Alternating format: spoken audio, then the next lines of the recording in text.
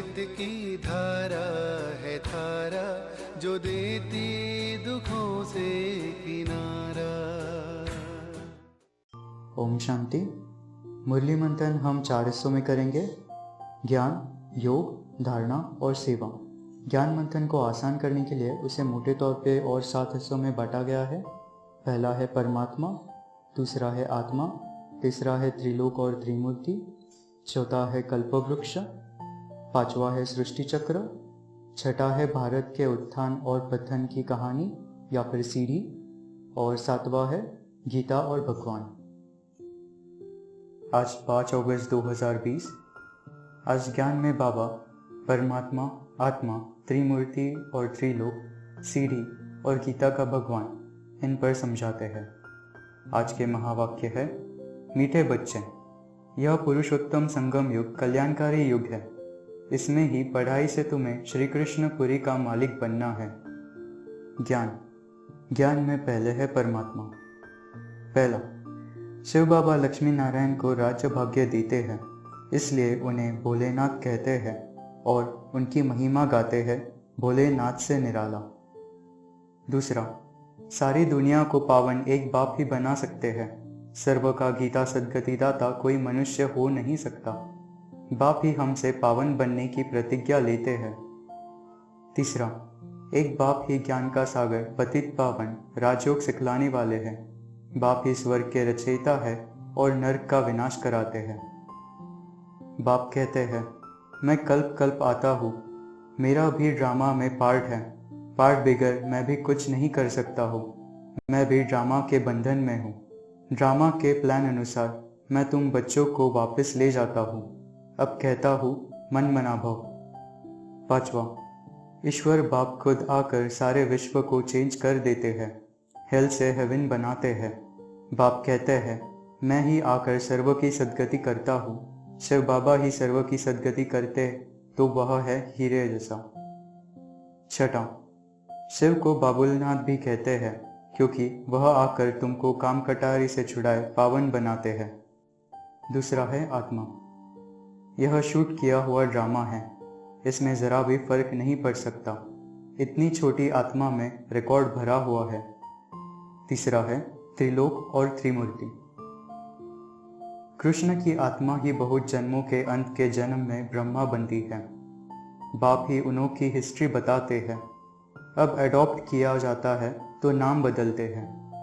ब्रह्मा नाम रखते हैं, फिर ब्रह्मा ही कृष्ण और कृष्ण ही नारायण बनते हैं। ब्रह्मा द्वारा ब्राह्मण रचते हैं और कृष्णपुरी स्थापन करते हैं।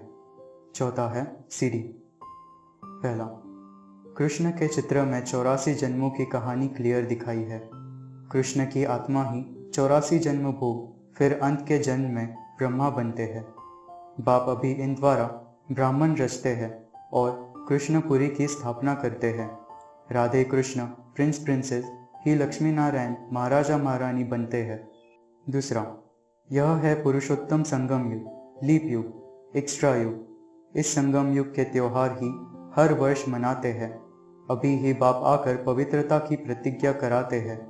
पतित दुनिया से पावन दुनिया की स्थापना कराते। रक्षाबंधन का रिवाज भी भारत में ही है। अभी बाप माताओं पर ज्ञान का कलश रखते हैं। जो बैठ पवित्रता की प्रतिज्ञा कराने राखी बांधती है, बाकी कोई राखी आदि बांधने की दरकार नहीं। तीसरा, अभी पूरा रौरव नर्क है।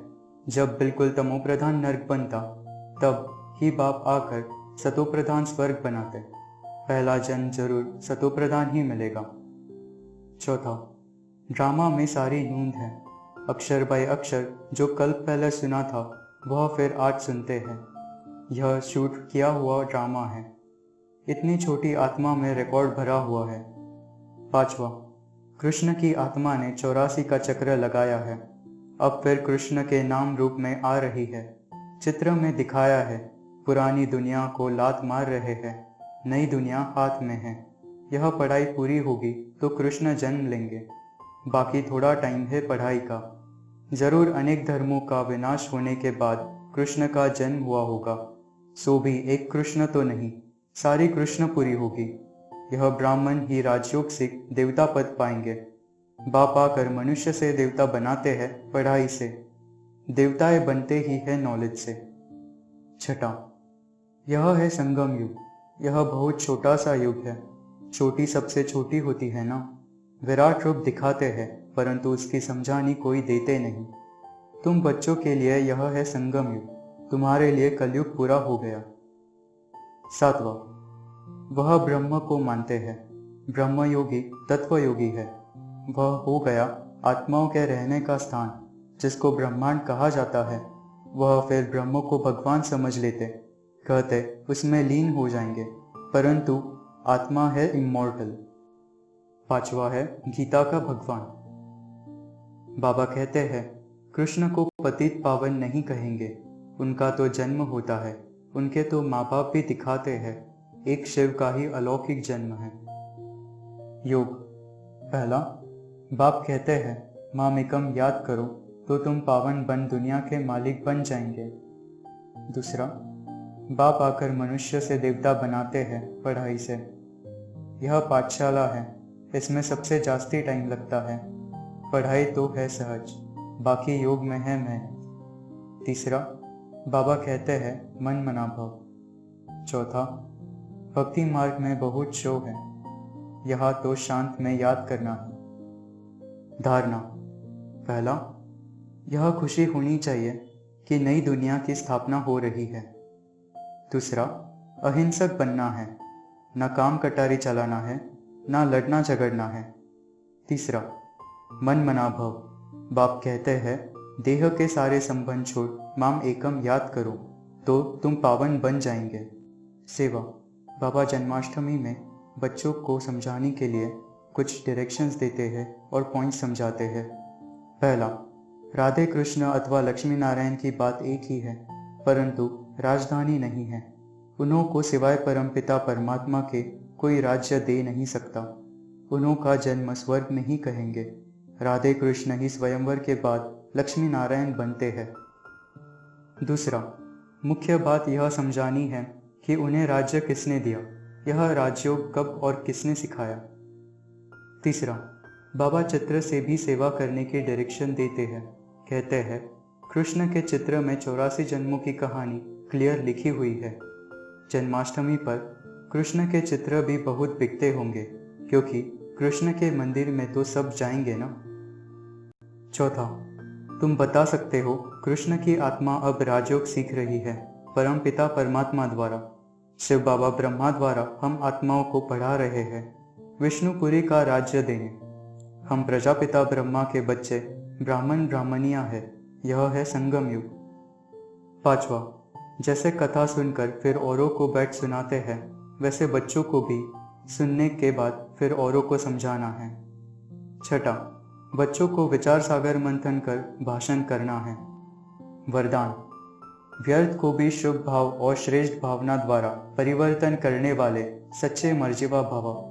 बाप दादा की श्रीमत है, बच्चे व्यर्थ बात न सुनो, न सुनाओ और न सोचो। सदा शुभ भावना से सोचो, शुभ बोल बोलो। व्यर्थ को भी शुभ भाव से सुनो, शुभ चिंतक बन बोल के भाव को परिवर्तन कर दो। सदा भाव और भावना श्रेष्ठ रखो। स्वयं को परिवर्तन करो, न कि अन्य के परिवर्तन का सोचो। स्वयं का परिवर्तन ही अन्य का परिवर्तन है। इसमें पहले मैं, इस मर्जीवा बनने में ही मजा है। इसी को ही महाबली कहा जाता है। इसमें खुशी से मरो, यह मरना ही जीना है, यही सच्चा जियदान है। स्लोगन। संकल्पों की एकाग्रता श्रेष्ठ परिवर्तन में फास्ट गति ले आती है। ओम शांति।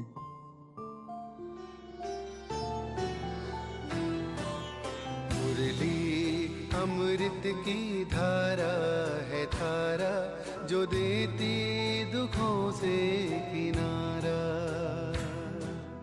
मुरली अमृत की धारा है धारा, जो देती दुखों से किनारा।